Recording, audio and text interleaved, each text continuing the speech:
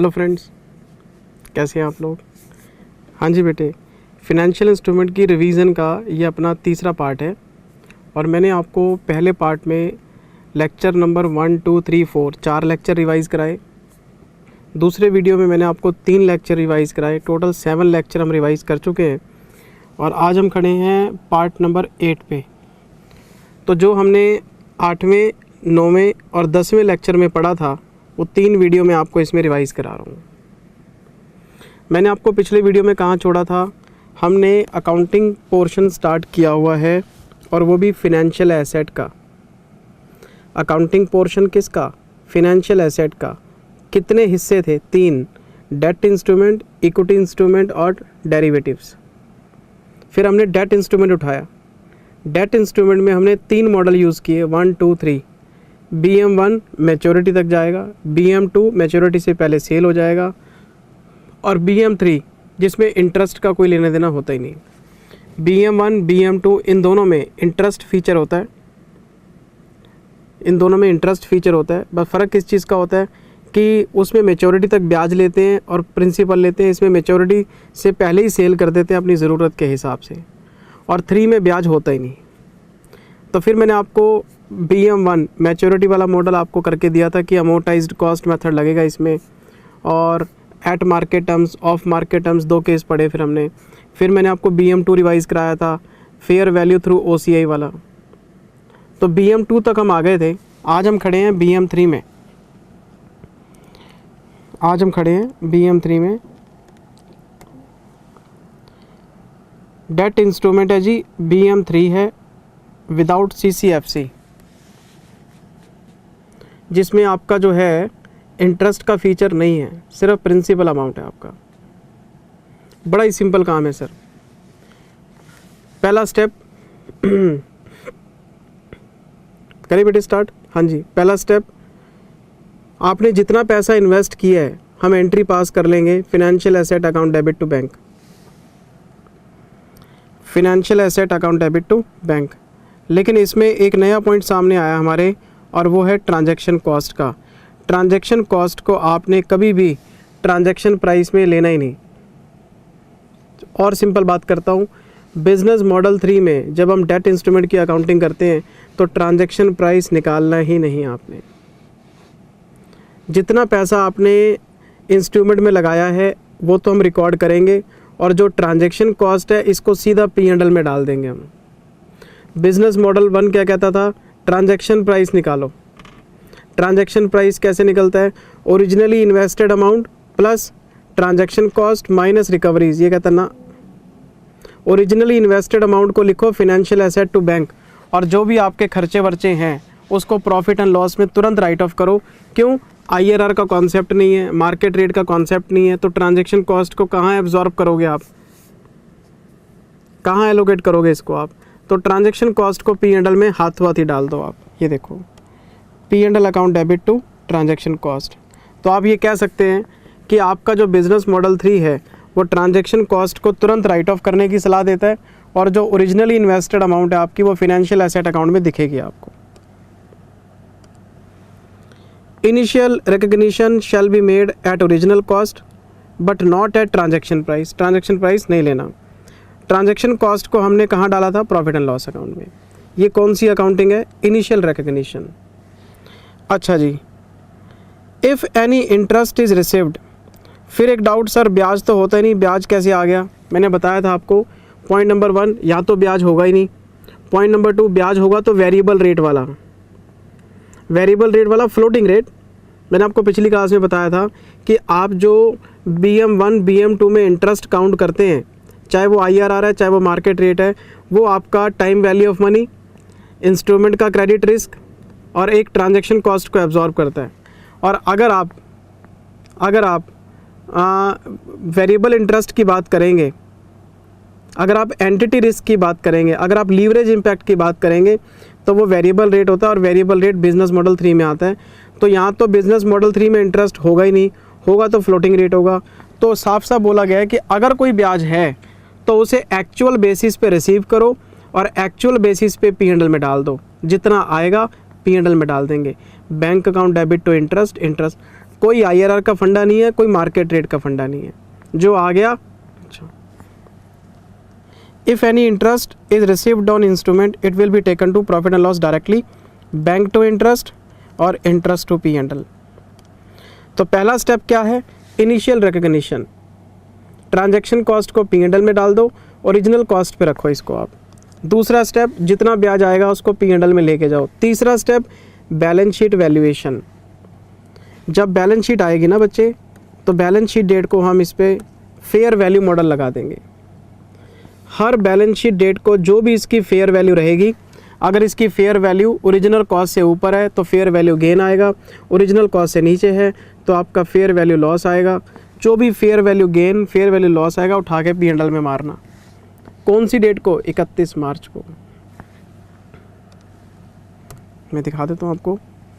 पहला step initial recognition, दूसरा step ब्याज, तीसरा देखो आप बैलेंस शीट डेट, ये रहा जी। On balance sheet date, asset will be valued at fair value and fluctuation in carrying amount will be taken to P&L।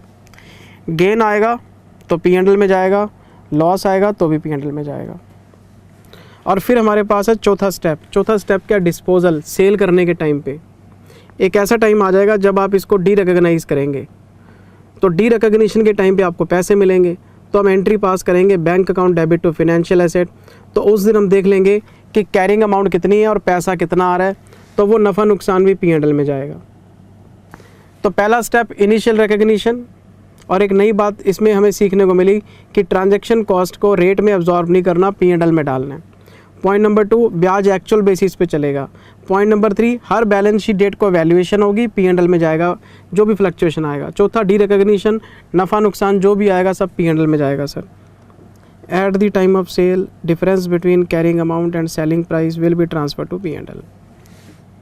तो ये हमने डेट इंस्ट्रूमेंट के 3 मॉडल पढ़े। बिजनेस मॉडल 1 जो IRR और मार्केट रेट की सलाह देता है, बिजनेस मॉडल 2 जो OCI की सलाह देता है, बिजनेस मॉडल 3 जो P&L की सलाह देता है। तो डेट इंस्ट्रूमेंट के तीनों केस मैंने आपको रिवाइज करा दिए हैं। तो डेट इंस्ट्रूमेंट से कूदी मार के आगे बढ़ेंगे तो हमें इक्विटी इंस्ट्रूमेंट मिलेंगे। 3 थे ना फाइनेंशियल एसेट, एक डेट था, एक इक्विटी था, एक डेरिवेटिव था। डेट के तीनों मॉडल हमने कर लिए तो हम इक्विटी पे आ गए। जब हम इक्विटी पे आएंगे,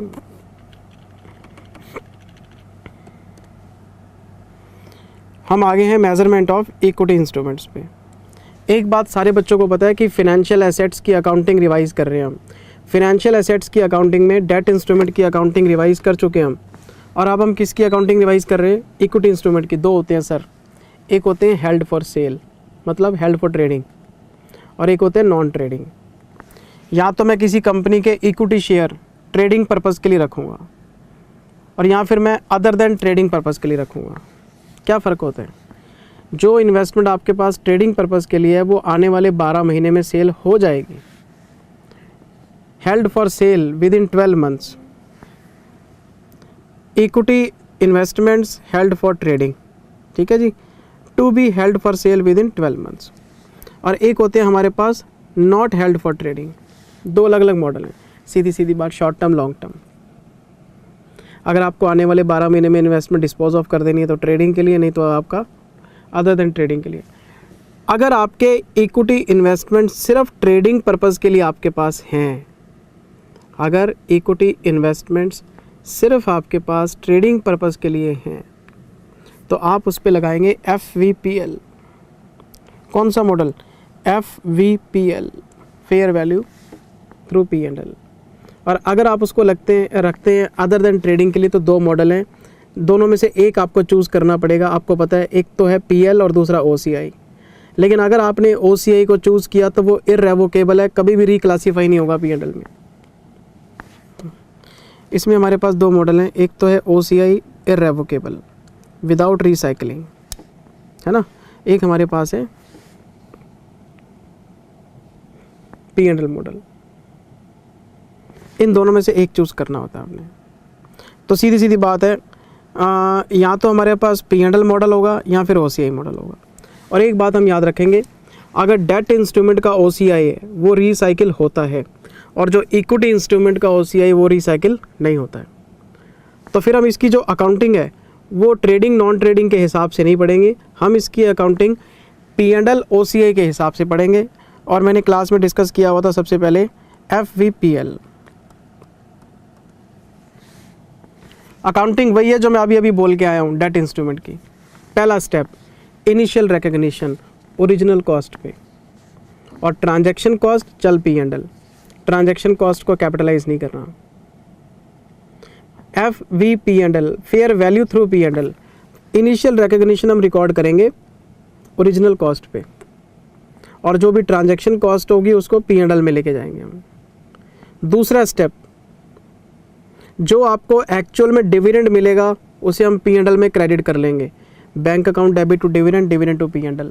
डेट इंस्ट्रूमेंट पे ब्याज मिलता है, कभी कभी वेरिएबल रेट से, इस पे डिविडेंड मिलेगा आपको, तो जितना मिलेगा चल P&L। तीसरा स्टेप, हर बैलेंस शीट डेट को इसकी वैल्यूएशन करेंगे फेयर वैल्यू पे, और जो भी फ्लक्चुएशन आएगा चल P&L।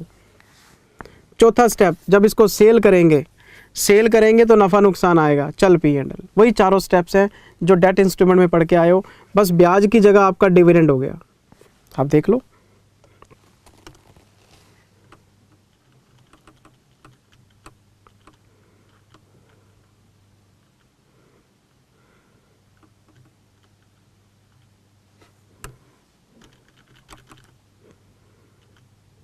हाँ जी, ये पहला स्टेप है हमारे पास। ये देखो बेटे, पहला स्टेप नंबर 1, ये पहला स्टेप है। Initial recognition of investment should be made at purchase price.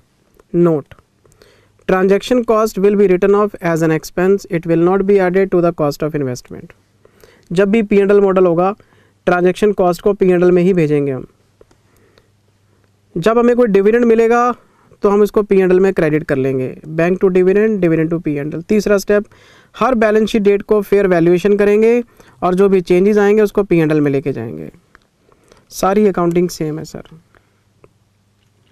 ये देखो आप, एक तरफ गेन है, एक तरफ लॉस है। गेन आएगा तो P&L में जाएगा, लॉस आएगा तो P&L में जाएगा। चौथा step, at the time of sale of investment, जो भी नफ़ा नुकसान आएगा चल P&L, जो नफ़ा नुकसान आएगा चल P&L। ख़त्म हो गई बात। फिर हम आ गए OCI में।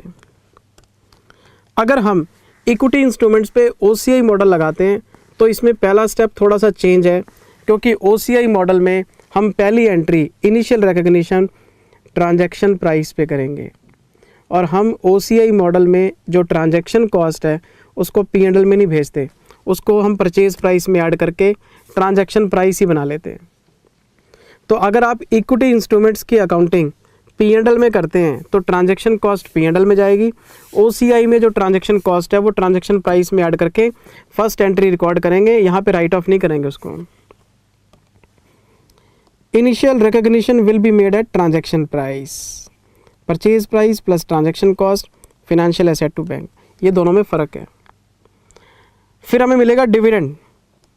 आप चाहे OCI मॉडल ही क्यों चूज़ नहीं कर रहे हैं, ब्याज डिविडेंड जो भी आएगा OCI मॉडल में ये सब P&L में जाना है। आपको इंटरेस्ट मिले, आपको डिविडेंड मिले, ये हमेशा P&L में जाना है, चाहे आपका P&L मॉडल है चाहे आपका OCI मॉडल है, कोई फ़र्क नहीं पड़ता। ब्याज डिविडेंड सब P&L में जाते हैं सर, ठीक है ना जी। फिर हम आएंगे बैलेंस शीट डेट को। बैलेंस शीट डेट को जो फेयर वैल्यूएशन आएगी वो OCI में जाएगी, जो भी गेन और लॉस आएगा वो OCI में जाएगा सर। पिछले मॉडल में P&L में डाल रहे थे, यहाँ पे OCI में डालेंगे, इतने फ़र्क है। और जब सेल करने का टाइम आएगा तो जितना भी नफ़ा नुकसान आएगा सब OCI में जाएगा, और OCI पड़ा रहेगा हमारे पास। आप चाहे इन्वेस्टमेंट को डिस्पोज ऑफ कर दो, ये रिसाइकिल नहीं होगा, OCI पड़ा रहेगा आपके पास। यानी P&L में और OCI में 4 स्टेप्स हैं। इनिशियल, वहाँ पे इनिशियल ओरिजिनल कॉस्ट पे और ट्रांजैक्शन कॉस्ट P&L में, यहाँ पे ना आना। परचेज प्राइस और ट्रांजैक्शन कॉस्ट जोड़ के ट्रांजैक्शन प्राइस बना के फिर एंट्री पास करते हैं। उसमें जो डिविडेंड आएगा P&L में, इसमें भी डिविडेंड P&L में, उसमें भी बैलेंस शीट डेट को फेयर वैल्यूएशन करनी है, इसमें भी करनी है। वहाँ पे जो नफ़ा नुकसान है P&L में जाता है, यहाँ पे OCI रिजर्व बना लेते हैं। फिर सेल के टाइम पे जो नफ़ा नुकसान आता है उसमें P&L में जाता है, इसमें OCI में डाल के OCI रखते हैं। OCI रिसाइकिल नहीं होता, दोनों में ये फ़र्क है। चारों स्टेप सेम है आपके, बस थोड़ा सा अकाउंटिंग आपको ध्यान रखनी पड़ेगी इसमें। ये सारी बातें समझाने के बाद फिर मैंने क्वेश्चन नंबर 63 कराया आपको। ऐसा हो ही नहीं सकता कि कॉन्सेप्ट कराया और साथ में क्वेश्चन ना कराए हों। 63 कराया आपको, 64 कराया आपको, 65, 66, 67 5 क्वेश्चन हो चुके हैं यहाँ तक। 68 कराया आपको। लो जी 6 क्वेश्चन हो गए। फिर हम अगले कॉन्सेप्ट में आ गए।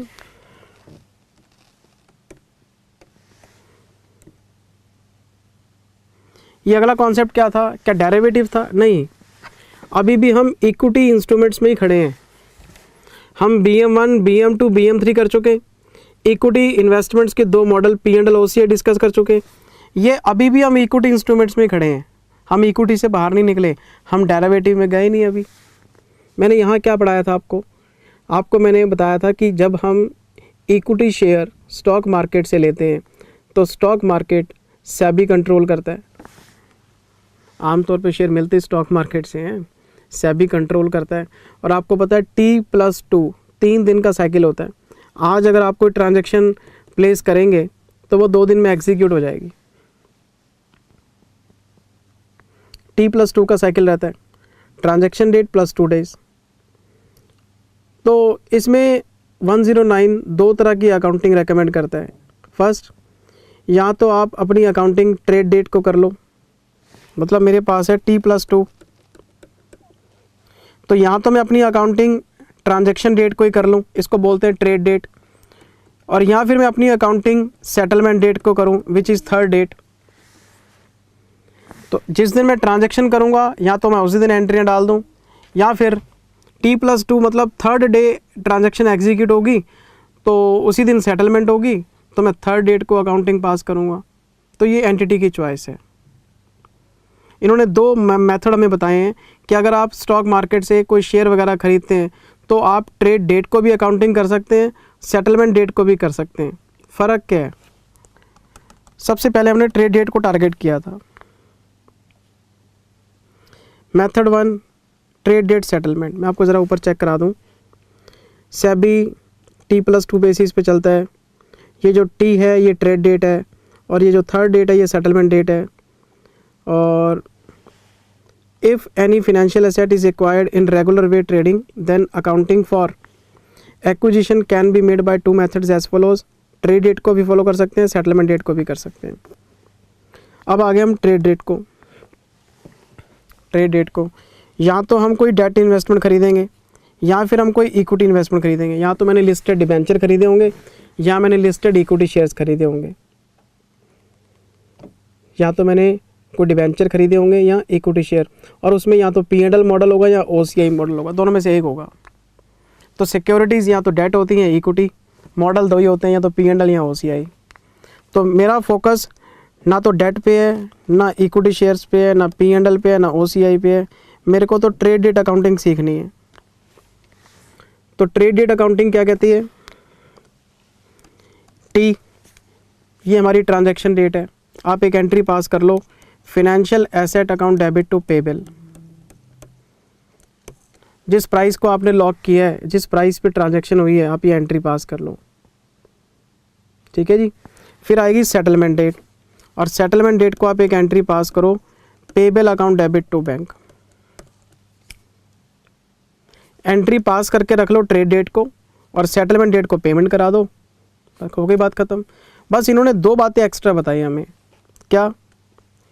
पॉइंट नंबर 1, ये जो सेटलमेंट डेट है ना, मान लो मैंने ये एंट्री पास की है, मेरी ट्रांजैक्शन हुई है 5 मई को, तो 7 मई को सेटलमेंट हो रही है। सारी एंट्रीज आपको आती है। मेरा जो कॉन्ट्रैक्ट था वो 1200 रुपये का था। होगी बात सारी ख़त्म। ये कहते हैं कि 7 तारीख को, 7 मई को एक काम एक्स्ट्रा करो। क्या? आप चेक करो कि इस फिनेंशियल एसेट की आज फेयर वैल्यू क्या है। कौन सी डेट को? सेटलमेंट डेट को पता करो कि इसकी फेयर वैल्यू क्या है। मैंने पता किया तो इसकी फेयर वैल्यू है 1202 रुपये। कहते बस एक एंट्री पास कर लो, financial asset account debit to P&L और OCI, जो भी आपका मॉडल है। P&L है तो P&L, OCI है तो OCI, 2 रुपये। इन्होंने एक बात बताई कि जब हम ट्रेड डेट अकाउंटिंग को फॉलो करते हैं तो ट्रांजैक्शन डेट को आप एक एंट्री पास कर लो, फिनेंशियल एसेट टू पेबल, आप ड्यू करके रख लो पैसा, 2 दिन बाद पेमेंट कर दो। लेकिन सेटलमेंट डेट को आप चेक करो कि इस फिनेंशियल इंस्ट्रूमेंट की फेयर वैल्यू क्या है, और जो भी फ्लक्चुएशन नज़र आ रहा है, मान लो 1198 रुपये होता, 1198, तो मैं 2 रुपये कम कर देता और इन्वेस्टमेंट को 1200 से 1198 पे लिया। तो सेटलमेंट डेट को फेयर वैल्यू चेक करनी है आपने, और जो भी फ्लक्चुएशन आएगा वो आपका P&L में और OCI में, जो भी आपका मॉडल है उसमें जाएगा। एक तो ये बात ध्यान रखनी है आपने, ट्रेड डेट को आपने क्या करना है, ट्रेड डेट को आपने पेबल बुक करने हैं, फिर सेटलमेंट डेट को पेमेंट कर देनी है जैसे आमतौर पे करते ही हैं, और सेटलमेंट डेट को फेयर वैल्यूएशन भी करनी है आपने।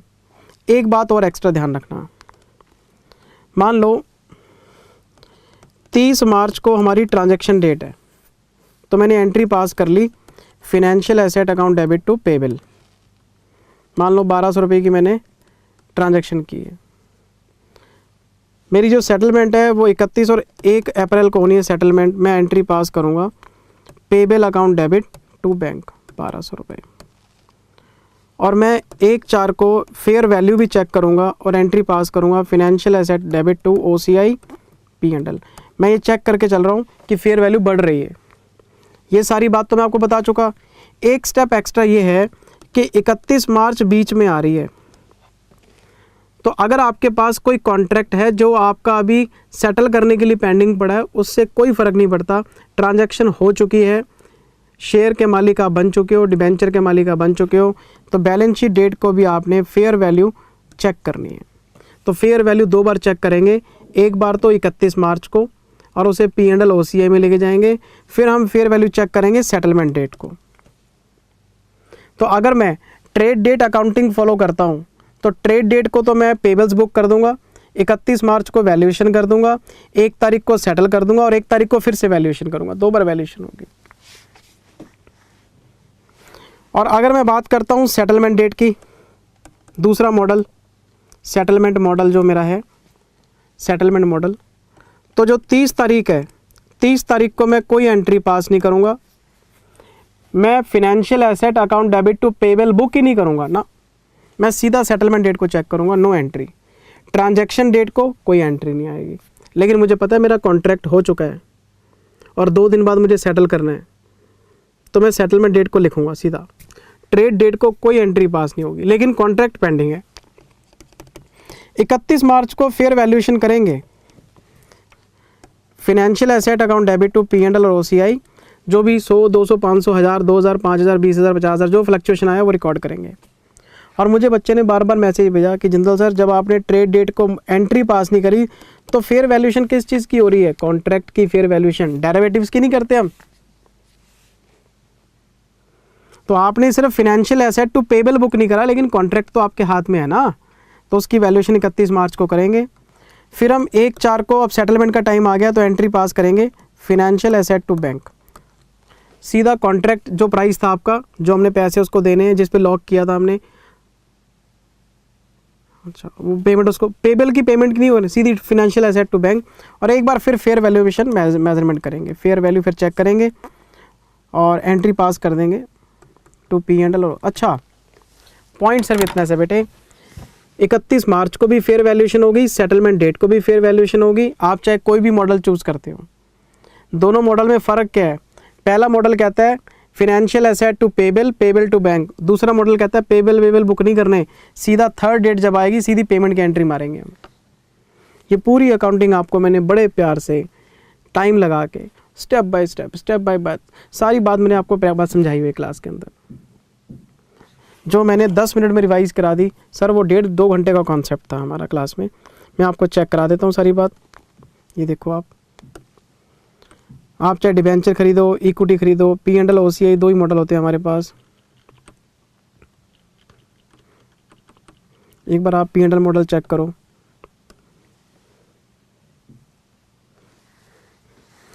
ट्रेड डेट को क्या करेंगे? Financial asset to payable, financial asset to payable, और सेटलमेंट डेट को क्या करेंगे? Payable to bank. ठीक है जी, अब आ गया प्लस का निशान। Check fair value change on settlement date, fair value gain और loss will be transfer to financial asset to P&L, क्योंकि P&L मॉडल की बात चल रही है। Financial assets will be recorded on settlement date at fair value, settlement date को fair value check करनी है आपने। If any balance sheet date falls between trade date and settlement date we will value the investment at balance sheet as well, the fluctuation will be transfer to P&L। Balance sheet date को valuation करनी है, settlement date को valuation करनी है, payable book करनी है और payable की पेमेंट करनी है। जब आप OCI में आएंगे वही सेम, पहले हम फिनेंशियल एसेट टू पेबल करेंगे, पेबल टू बैंक करेंगे, कब कब, ट्रेड डेट सेटलमेंट डेट। और जो फेयर वैल्यूएशन के रूल्स हैं वो वही हैं, सेम है। कौन से? जो P&L मॉडल में चेक करके ऊपर वाले, ये आप पढ़ लेना बेटे, सारी मैंने वर्किंग आपको समझा दी, रिवाइज करा दी है, पढ़ लेना बेटे आप इसको। ये ट्रेड डेट सेटलमेंट डेट मैंने सारी बात समझा दी है, क्वेश्चन कराए हुए हैं, एंट्रीज कराई हुई हैं, सब बातें आपको। ये देखो, ये हमारा सेटलमेंट है, trade date no entry, balance sheet date सिर्फ वैल्यूएशन की एंट्री, वैल्यूएशन कर दी, settlement date financial asset to bank, और एक फिर आपको फिर वैल्यूएशन करनी है उसकी। सारी अकाउंटिंग सेम है, सब क्लास में डिस्कस किया हुआ है, नोट्स पे आप नज़र मार लेना, ये सब करवाया हुआ है सर आपको, ठीक है ना, सब क्वेश्चंस कराए हुए हैं। फिर हम वीडियो नंबर 9 पे आ गए, हमारा 8वां लेक्चर कंप्लीट हो गया, हम वीडियो नंबर 9 पे आ, और वीडियो नंबर 9 में आते ही मैंने अकाउंटिंग स्टार्ट कर दी फिनेंशियल लायबिलिटीज़ की। बच्चे के दिमाग में डाउट आ रहा होगा, डेट इंस्ट्रूमेंट करा दिया आपने, इक्विटी इंस्ट्रूमेंट करा दिया, डेरिवेटिव नहीं कराए। तो डेरिवेटिव यूनिट नंबर 6 में किया था हमने, डेरिवेटिव्स पे अलग वर्किंग बना रखी है हमने, डेरिवेटिव डिस्कस ही नहीं किया हमने अभी, क्योंकि डेरिवेटिव्स आपके एसेट्स भी हो सकते हैं, डेरिवेटिव्स आपके लायबिलिटीज़ भी हो सकते हैं, वहीं डिस्कस करेंगे हम। तो फिनेंशियल लायबिलिटीज़ में मैंने क्लासिफिकेशन किया था बेटे, 2 क्लासिफिकेशन थे इसके। पहला अमोर्टाइज्ड कॉस्ट मेथड, अगर आप फिनेंशियल लायबिलिटीज़ को डिवाइड करना चाहते हैं तो यहाँ तो फिनेंशियल लायबिलिटीज़ आपको मिलेंगी अमोर्टाइज्ड कॉस्ट मेथड में, और यहाँ फिर आपको मिलेंगी FVPL fair value through P&L। और एक मज़े की बात यह है, फिनेंशियल लायबिलिटीज़ पे OCI का कॉन्सेप्ट ही नहीं है। फिनेंशियल एसेट्स पे तो 3 फंडे थे, अमोर्टाइज्ड, P&L, OCI। लायबिलिटीज़ पे 2 ही फंडे हैं, एक अमोर्टाइज्ड और एक P&L। OCI का मॉडल ही नहीं है लायबिलिटीज़ के केस में। There is no concept of OCI for financial liabilities, concept ही नहीं है। एक और बात, जब हम बात करते हैं अमोर्टाइज्ड कॉस्ट मेथड की, तो सारी लायबिलिटीज़ इसी में डाल देना। यहाँ पे कोई BM1 नहीं, कोई BM2 नहीं, कोई BM3 नहीं, सारी लायबिलिटीज़ यहीं पे डलती हैं। कंपनी ने डिबेंचर इशू किए, redeemable, amortised cost method. Redeemable preference share capital, trade payables, bills payables, जो पैसा कंपनी ने कैश में वापस करना है, there is a contractual obligation to deliver cash, उसको फिनेंशियल लायबिलिटी बोलते हैं। तो जितना पैसा लोगों को हमने अपने हाथ से वापस करना है, चाहे वो क्रेडिटर्स का हो, चाहे वो BP का हो, चाहे वो डिबेंचर्स का हो, PSC का हो, लोन का हो, जो पैसा उधार लिया आपने वापस करना है आपने। यहाँ पे BP है, नालायक ने BR लिख रखे हैं। लेकिन जब हम बात करते हैं P&L मॉडल की, तो P&L में सिर्फ एक ही चीज़ आती है, डेरिवेटिव, ऑप्शन, फ्यूचर, फॉरवर्ड। ये यूनिट नंबर 6 में देखेंगे हम। एक और चीज़ जिस पे P&L मॉडल लगता है, और वो है contingent consideration. Contingent consideration business combination में आता है सर, हम यहाँ डिस्कस नहीं करेंगे। आपने कोई प्रॉमिस किया हुआ है अपने एक्वायरी को कि अगर आपके बिजनेस को हम एक्वायर करते हैं और पहले साल में इतना पैसा कमाएंगे तो आपको PC और देंगे। तो अगर कोई कंटिंजेंट कंसीडरेशन है, कोई टारगेट बेस्ड पेमेंट है फ्यूचर में, तो है तो वो भी आपकी फिनेंशियल लायबिलिटी, लेकिन वो 103 डील करेगा उसको। और कंटिंजेंट कंसीडरेशन आपने पढ़ा हुआ है 103 में। तो मेरे पास बताने के लिए 2 चीज़ें हैं, एक तो आपके डेरिवेटिव्स और दूसरा नॉर्मल लायबिलिटीज़। तो जो नॉर्मल लायबिलिटीज़ आपकी वो सारी की सारी यहीं आती हैं सर। डेरिवेटिव बाद में डिस्कस करेंगे। तो मेरे पास बताने लायक क्या है? मेरे पास बताने लायक है सिर्फ एक बात, और वो है अमोर्टाइज्ड कॉस्ट मेथड। और अमोर्टाइज्ड कॉस्ट मेथड आपको पता ही है, दो तरह के केस बनते हैं। Eight market terms, of market terms, eight market terms, of market terms. अगर हम एट मार्केट टर्म्स की बात करेंगे तो IRR यूज़ करेंगे, ऑफ मार्केट टर्म्स की बात करेंगे तो मार्केट रेट यूज़ करेंगे। मैंने यहाँ पे शुरू किया अमोर्टाइज्ड मॉडल। सिचुएशंस क्या हैं, या तो मार्केट टर्म्स होंगे या फिर ऑफ मार्केट टर्म्स होंगे। मार्केट टर्म्स क्या है आपको पता है, ब्याज का रेट मार्केट में चल रहा है 10% और आपका कॉन्ट्रैक्ट भी 10% का है, तो ये एट मार्केट टर्म्स है।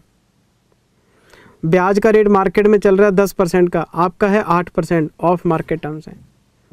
वही है, सेम फंडा। तो मैंने जब सबसे पहले शुरू किया एट मार्केट टर्म्स, तो ट्रांजैक्शन प्राइस निकलेगा, ट्रांजैक्शन प्राइस। और लायबिलिटी के केस में उसको बोलते हैं नेट प्रोसीड, फिनेंशियल एसेट के केस में बोलते हैं ट्रांजैक्शन प्राइस। अब हम बोलेंगे नेट प्रोसीड। मैं बैंक से पैसे उधार लेने गया, मैंने बैंक को बोला मुझे 10 लाख का लोन दे दो, बैंक ने मुझे 10 लाख की जगह 9.5 लाख दिए। मैंने बोला 50,000 किस चीज़ के काट लिए, कहते हैं प्रोसेसिंग फ़ीस के। तो मेरी जेब में नेट कितना आया, 9.5 लाख। मैं बैंक के पास गया, मैंने बोला 10 लाख का लोन दे दो, बैंक ने मुझे 9.5 लाख दे दिए। नेट प्रोसीड 9.5 का है। मुझे बाद में पता लगा कि 20,000 रुपये मेरे कमीशन के चले गए, क्योंकि जिससे जब मैंने बैंक से लोन लिया तो मैंने किसी की गारंटी दिलवाई, जिस बंदे ने गारंटी दी उसने मेरे से कमीशन ले लिया 20,000 रुपये। मेरा नेट प्रोसीड 9.30 का रह गया। तो 10 लाख रुपए आने चाहिए थे, 50,000 बैंक ने काट लिए, 20,000 कमीशन के चले गए, तो नेट प्रोसीड मेरा 9.30 है। तो मैं ब्याज तो दूंगा 10 लाख पे, यूज़ करूंगा 9.30, IRR ज़्यादा बैठेगा। तो सबसे पहला स्टेप आपको इसमें नेट प्रोसीड निकालना होता है, फिर आपको IRR निकालना होता है।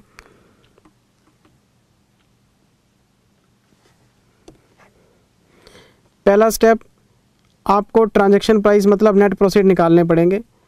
Original borrowed funds minus transaction cost, commission, brokerage, this. एक बच्चे ने मुझे व्हाट्सएप पे डाउट भेजा, सर कभी तो आप ट्रांजैक्शन कॉस्ट को ऐड कर देते हो, कभी माइनस कर देते हो। पहले देखो तो जी किसकी बुक्स में खड़े हो। अगर आप खड़े हो फिनेंशियल एसेट्स की बुक्स में, जिस बंदे ने मार्केट में पैसा इन्वेस्ट किया है, तो इन्वेस्ट करना आउटफ्लो है, आउटफ्लो में आउटफ्लो ऐड होता है, तो ट्रांजैक्शन कॉस्ट उसमें जुड़ जाती है, पता लग जाता है टोटल कितना पैसा लग गया हमारा। लेकिन मैं अब खड़ा हूँ लायबिलिटी के केस में, मेरे को पैसा उधार लेना है, तो पैसा कट के मिलेगा। तो आपको पहले ये समझनी पड़ेगी ना बात। फाइनल लेवल का बच्चा जब ये व्हाट्सएप के ऊपर डाउट्स भेजता है तो जवाब तो मुझे देना पड़ता है, मैं देता भी हूँ, लेकिन फिर मैं सोचता हूँ कि बच्चे ने रट्टा ही मारा है, मतलब बात को समझा नहीं है। फिनेंशियल एसेट्स की बुक में खड़े हैं तो इन्वेस्टमेंट की अप्रोच है, यहाँ पे लोन की अप्रोच है।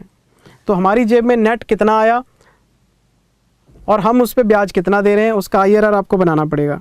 Calculate IRR। IRR कैसे निकलेगा जी, आया कितना और फ्यूचर में जाएगा कितना। तो आउटफ्लो की लिस्ट बना लो, इनफ्लो के साथ उसको बराबर कर लो, IRR आ गया आपका। और जब एक बार IRR आ गया, अब बनाओ लायबिलिटी अकाउंट।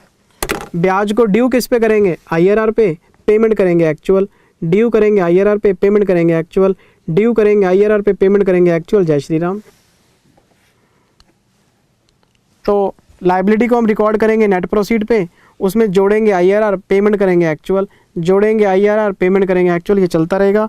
ये देखो आप, ये नेट प्रोसीड है, ब्याज हम प्लस करेंगे IRR पे, एक्चुअल पेमेंट माइनस करते रहेंगे, टेबल बना लेंगे। ये देखो आप, क्वेश्चन कराया होगा पक्का इसके नीचे, ये रहा जी एग्जाम्पल कराया हुआ है, सारी बात समझाई हुई है, IRR भी निकाल के दिया हुआ है, अमोर्टाइजेशन टेबल बनाया हुआ है, जर्नल एंट्रीज पास की हुई हैं, 79th क्वेश्चन का अकाउंट बनाया हुआ है। फिर हम आगे जी ऑफ मार्केट टर्म्स पे। ऑफ मार्केट टर्म्स क्या है, ब्याज का रेट मार्केट में कुछ और है, कॉन्ट्रैक्ट में कुछ और है। तो अब हम चलेंगे मार्केट रेट के हिसाब से। अब हम क्या करेंगे, लायबिलिटी की फेयर वैल्यू निकालेंगे। लायबिलिटी की फेयर वैल्यू कैसे निकलती है पता आपको, कैश आउटफ्लो की लिस्ट बना लो। फिनेंशियल एसेट्स में हम कैश इनफ्लो की लिस्ट बनाते थे, अब हम लायबिलिटी के केस में खड़े हैं तो कैश आउटफ्लो की लिस्ट बना लो। कैश आउटफ्लो की लिस्ट बना ली, इसको डिस्काउंट कर लो मार्केट रेट से, प्रेजेंट वैल्यू ऑफ आउटफ्लोज निकाल लो। तो जो present value of cash outflows है ये फेयर वैल्यू ऑफ लायबिलिटी है। अब इसका डिफरेंस निकालो, net proceed minus fair value, तो जो डिफरेंस आएगा या तो उस डिफरेंस को हम तुरंत P&L में डाल देंगे एक्सपेंस मान के, और यहाँ फिर हम उसको इक्विटी मान लेंगे। यहाँ प्रीपेड का कोई फंडा नहीं है, फिनेंशियल एसेट्स में तो प्रीपेड का फंडा था। यहाँ पे या तो हम उसको P&L में एक्सपेंस मान लेंगे, ये मान लेंगे जी हमारा नुकसान हो गया, और यहाँ फिर हम उसको इक्विटी मानेंगे। इक्विटी कब मानेंगे? जब कंपाउंड फिनेंशियल इंस्ट्रूमेंट होगा। कंपाउंड फिनेंशियल इंस्ट्रूमेंट का तो आपको पता ही है ना कि हमने convertible debenture, optionally convertible debenture issue किए, CFI हम लिस्ट बनाते हैं। अच्छा ठीक है, तो उसमें हम इक्विटी कंपोनेंट बैलेंसिंग फिगर निकाल लेते हैं। तो अगर कंपाउंड फिनेंशियल इंस्ट्रूमेंट का केस है तो इक्विटी कंपोनेंट बुक कर देंगे, नहीं तो खर्चा P&L में डाल देंगे। लेकिन अकाउंटिंग किस पे करेंगे? फेयर वैल्यू ऑफ लायबिलिटी पे। अब फेयर वैल्यू आपके पास आ गई, मार्केट रेट पे ड्यू करो, एक्चुअल माइनस करो, मार्केट रेट पे ड्यू करो, एक्चुअल माइनस करो, ये करते रहेंगे हम। ये देखो आप, सबसे पहला स्टेप फेयर वैल्यू निकालो। कैसे आएगी? Present value of all future cash outflows eight market rate. ठीक है जी। अब डिफरेंस निकालो, किससे? फेयर वैल्यू और ट्रांजैक्शन प्राइस का, और जो भी डिफरेंस आएगा या तो इसको लॉस मान के P&L में डाल दो, और यहाँ फिर इसको इक्विटी मान लो। इक्विटी कब मानेंगे? जब CFI का केस होगा, कंपाउंड फिनेंशियल इंस्ट्रूमेंट होगा। ऑप्शनली कन्वर्टिबल डिबेंचर्स हैं, ऑप्शनली कन्वर्टिबल दिस हैं, दिस। उसके बाद करना क्या है? फेयर वैल्यू से शुरू करना है, मार्केट रेट जोड़ना है, एक्चुअल माइनस करना है, बस ये चलता रहेगा आपका। टेबल बना देंगे हम इसका। ये सारी बातें हमने क्लास में पढ़ी थी सर। ठीक है जी। फिर क्वेश्चन नंबर 74 किया हमने, 74। लो जी, वीडियो नंबर 10 आ गया। वीडियो नंबर 10 में सबसे पहले हमने क्वेश्चन नंबर 75 से शुरुआत की। 75 हो गया, 75 एंट्रीज, टेबल वेबल सब बना रखे हमने। फिर हम आ गए थे इसमें reclassification and impairment of financial assets. हम बात कर रहे हैं फिनेंशियल एसेट्स की और रिक्लासिफिकेशन की। हमारे पास जो फिनेंशियल एसेट्स हैं और वो डेट इंस्ट्रूमेंट हैं,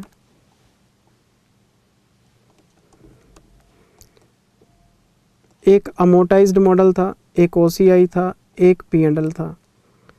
तो रिक्लासिफिकेशन हो सकता है। हमने पहले कोई एसेट खरीदी, हमें लगता था कि हम इसको मैच्योरिटी तक होल्ड करेंगे, लेकिन बाद में हमारी इंटेंशन चेंज हो गई। हमने बोला मैच्योरिटी तक होल्ड नहीं करेंगे, पहले भी सेल कर सकते हैं। तो यहाँ से यहाँ क्लासिफिकेशन हो गया। पहले हमें लगता था कि हम इसको टाइम से पहले सेल करेंगे, बाद में लगता नहीं हम तो मैच्योरिटी तक रखेंगे, अच्छा पैसा मिल रहा है, तो यहाँ से यहाँ क्लासिफिकेशन हो गया। तो मैंने आपको रिक्लासिफिकेशन का पर्पस बताया था कि इनिशियली इन्वेस्टमेंट को रखने की इंटेंशन हमारी कुछ और थी, बाद में चेंज हो गई, तो आपको रिक्लासिफिकेशन करके अकाउंटिंग मॉडल चेंज करना पड़ सकता है। तो मैंने जब आपको ये बात समझाई थी तो हमारे पास सिचुएशन 1 थी। पहला केस, अमोर्टाइज्ड कॉस्ट से P&L में जाना या P&L से अमोर्टाइज्ड कॉस्ट में आना। ये क्या बनता है? ये बनता है BM1 से BM3 में जाना या फिर 3 से BM1 में आना। हो सकता है, बड़ी आसान अकाउंटिंग है।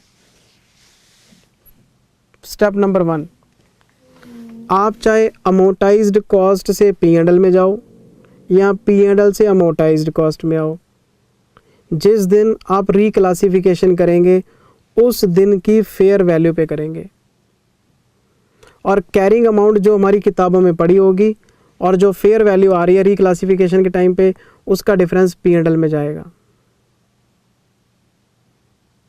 एक और बात बताता हूँ, अमोर्टाइज्ड कॉस्ट से P&L में जाना बड़ा आसान है। P&L से जब आप अमोर्टाइज्ड कॉस्ट में आएंगे, P&L से अमोर्टाइज्ड कॉस्ट में आएंगे तो फेयर वैल्यू तो लेनी है, फ्लक्चुएशन P&L में डालने आपको IRR कंप्यूट करना पड़ेगा, क्योंकि अमोर्टाइज्ड कॉस्ट मेथड में आपको IRR की कैलकुलेशन करनी पड़ सकती है। तो जिस दिन रिक्लासिफिकेशन होगा उसी दिन आपको IRR की कैलकुलेशन भी करनी पड़ेगी। बस एक बात याद रखना, रिक्लासिफिकेशन फेयर वैल्यू पे होगा और जो भी फ्लक्चुएशन आएगा कैरिंग अमाउंट और फेयर वैल्यू का, वो P&L में डालना है आपने। और जब हम अमोर्टाइज्ड कॉस्ट में एंट्री लेंगे निकलना बहुत आसान है यहाँ से। जब हम अमोटाइज्ड कॉस्ट में एंट्री लेंगे तो IRR की कैलकुलेशन का ध्यान रखना पड़ेगा आपको। ये देखो आप अमोटाइज्ड कॉस्ट से P&L में जा रहे हैं, BM1 से BM3 में जा रहे हैं। Reclassification should be made at fair value. Difference between amortized cost मतलब carrying amount and P&L should be transfer to P&L assuming gain और लॉस ऑन रीक्लासिफिकेशन। ये एंट्री दी हुई है आपको। P&L से अमोटाइज्ड कॉस्ट में आना है। Reclassification from P&L to amortized cost shall be also made fair value. BM3 से BM1 में आ रहे हैं, आना फेयर वैल्यू पे ही। देखो आप आना फेयर वैल्यू पे ही है। जो फ्लक्चुएशन आएगा जाना P&L में ही है। ठीक है जी। Calculation of IRR under amortization method will be computed on the date of reclassified amount. ये पहला केस हो गया। दूसरे केस में आते हैं। फिर हमने क्वेश्चन नंबर 89 पढ़ा, क्वेश्चन नंबर 90 पढ़ा, हम केस 2 में आ गए।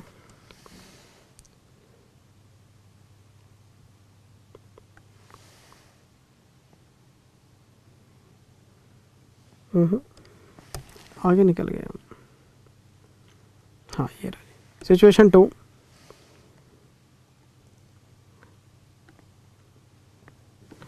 जो पिछले वाले सिचुएशन में P&L खेल रहे थे हम, अब OCI खेलेंगे। अमोटाइजेशन मेथड से OCI में जाना है तो 1 से 2 में जाना है। OCI से अमोटाइज्ड में आना है तो 2 से 1 में आना है। तो आपको ध्यान रखना पड़ेगा, सबसे पहले है amortisation to OCI। Concept same है जी, क्या? Fair value. और जो भी फ्लक्चुएशन आएगा OCI रिजर्व में डाल देंगे हम। तो अमोटाइजेशन से निकलना बहुत आसान काम है। आपको कुछ नहीं करना, फेयर वैल्यू देखनी है और जो भी फ्लक्चुएशन आएगा वो सारा हमने OCI रिजर्व में डाल देना है। लेकिन जब हम OCI से अमोटाइजेशन में आएंगे, ये बहुत इंपॉर्टेंट है सर, ये बात आपको ध्यान रखनी पड़ेगी। OCI से आप कहाँ आ रहे हैं? अमोटाइजेशन में। तो first step fair value. Fair value पे तो आना ही आना है। रीक्लासिफिकेशन डेट को फेयर वैल्यू चेक करनी है आपने, कर ली चेक। फ्लक्चुएशन आ गया, अब क्या करें इस फ्लक्चुएशन का? उस फ्लक्चुएशन को आप OCI में डाल दो। डाल दिया OCI में। अब आप चेक करो कि जो करंट OCI निकला है और एक आपका पुराने वाला OCI पड़ा होगा, इसका टोटल मारो और इसे फिनेंशियल एसेट में कैपिटलाइज कर लो। नहीं समझ में बात? आप OCI से अमोटाइज में आ रहे हैं। OCI का मतलब बिजनेस मॉडल 2 में थे, बिजनेस मॉडल 1 में आ रहे हैं। तो आपने बिजनेस मॉडल 2 में पहले वैल्यूएशन कर रखी होगी, तो आपके पास OCI का कुछ एक्यूमुलेटेड बैलेंस भी होगा पुराने वाला, प्लस एक आप रिक्लासिफिकेशन कर रहे हैं, इसका भी फ्लक्चुएशन होगा। तो ये वाला फ्लक्चुएशन और पुराने वाला एक्यूमुलेशन सब मिला के फिनेंशियल एसेट में कैपिटलाइज कर दो। P&L में तो जा ही नहीं सकते हम। अगर आप अमोटाइजेशन से OCI में जा रहे हैं, बहुत आसान है। फेयर वैल्यू चलो OCI, लेकिन OCI से अमोटाइजेशन में आ रहे हैं तो एक बात का ध्यान रखना, OCI पुराना और नया सब मिला के आपको फिनेंशियल एसेट में आपको प्लस माइनस करना है, क्योंकि अमोटाइज्ड कॉस्ट में आप आ रहे हैं। P&L का तो फंडा ही नहीं है ना OCI में, P&L में आप जा ही नहीं सकते। ये देखो मैं क्या कहना चाहता हूँ, रिक्लासिफिकेशन फेयर वैल्यू पे करना है, गेन और लॉस निकाल लो रिक्लासिफिकेशन पे, एक पुराना बैलेंस देख लो OCI का, इसको आपने रिवर्स करना है फिनेंशियल एसेट अकाउंट में, प्रॉफिट एंड लॉस में नहीं लेके जाना आपने। हम इसको फिनेंशियल एसेट में ले आएंगे। चलिए जी आगे। पता है इसकी एंट्रीज क्या डाली थी हमने पहली एंट्री डाली थी financial asset to financial asset. ये हमारा अमोटाइज्ड कॉस्ट है, ये OCI है, और दूसरी एंट्री डालेंगे financial asset amortised to OCI reserve. कोई आपके पास OCI पड़ा होगा तो प्लस कर देंगे। मेरे कहने का मतलब ये है, जो भी OCI का एक्यूमुलेटेड बैलेंस है वो फिनेंशियल एसेट में प्लस माइनस हो जाएगा आपका, और वो कैरिंग अमाउंट का पार्ट बन जाएगा। P&L में जा नहीं सकते हम।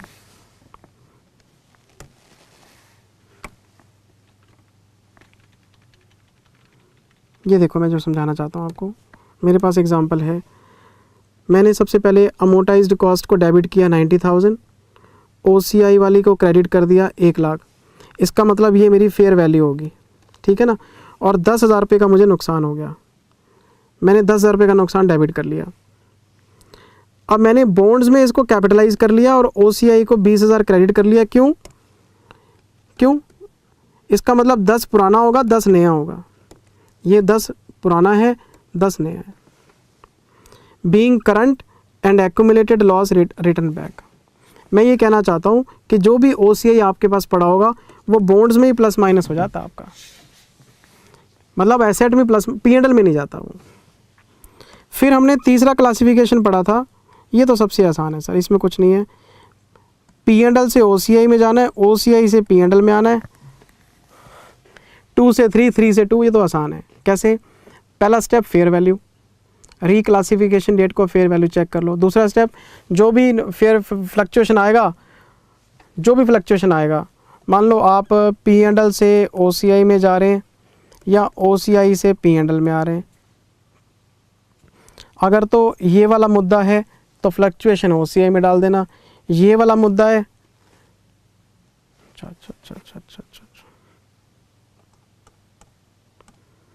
ये तो कुछ है ही नहीं। अगर आपका मॉडल P&L वाला फॉलो कर रहे हैं तो फ्लक्चुएशन P&L में डाल देंगे, OCI वाला, ये देखो ना आप, कुछ है ही नहीं बेटे इसमें, ये तो बिल्कुल आसान है। मान लो मैं P&L को OCI बना रहा हूँ तो रिक्लासिफिकेशन फेयर वैल्यू पे करेंगे और नुकसान OCI में डाल देंगे। क्यों? नया मॉडल OCI का।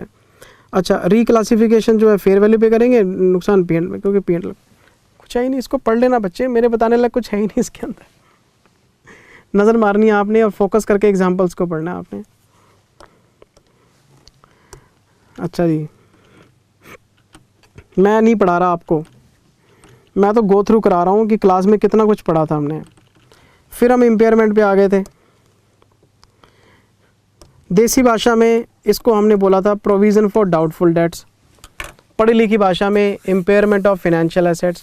मेरे पास ट्रेड रिसीवेबल हैं, पैसा डूबने उस पर प्रोविज़न फॉर डाउटफुल डेट्स बनाना ही बनाना है। इंटर में अकाउंटिंग स्टैंडर्ड 4 पढ़ते थे इसके ऊपर हम। लाइबिलिटीज़ वाले प्रोविजंस AS 29 में आते थे और डेटर्स का प्रोविज़न AS 4 में आता था, लेकिन अब आ गए हैं फाइनल में इंड AS में। तो ट्रेड रिसीवेबल को फाइनेंशियल इंस्ट्रूमेंट कवर करता है तो उसका प्रोविज़न भी यही कवर करेगा। तो इम्पेयरमेंट इन डेटर्स ही चेक कर रहे हैं हम कि हमने किसी से पैसा लेना और वो डूबने वाला है तो उस पर प्रोविज़न बना लो। तो इस पर 2 तरह के रिस्क आपको टेस्ट करने होते हैं। पहला रिस्क लाइफ टाइम रिस्क और दूसरा रिस्क आपका, और वो है 12 मंथ्स क्रेडिट लॉस रिस्क। नहीं समझे? मैंने किसी को पैसा दिया, उसमें 2 तरह के रिस्क होंगे, एक जनरल और एक सिग्निफिकेंट। एक तो हमें पता ही कि आमतौर पे 5% पैसा डूब जाता है हमारा। एक होता नहीं यार, उस बंदे को हमने 2 करोड़ रुपए दिए थे, वो तो भाग गया, सिग्निफिकेंट अमाउंट। तो एक होता है life time risk. Life time risk में आपको प्रोविज़न मैट्रिक्स के बारे में बताया था मैंने आपको, प्रोविज़न हाई रेट पे बनता है। एक होता है आपका जनरल, आने वाले 12 महीने का क्रेडिट, आने वाले 12 महीने में क्या रिस्क है आपको, ये जनरल प्रोविज़न बनता है। तो ये 2 तरह के प्रोविज़न थे और एंट्री एक ही है, एक है P&L टू प्रोविज़न। मैंने इसमें 2 क्वेश्चन कराए थे आपको, आप रिवाइज़ कर लेना 93, 94।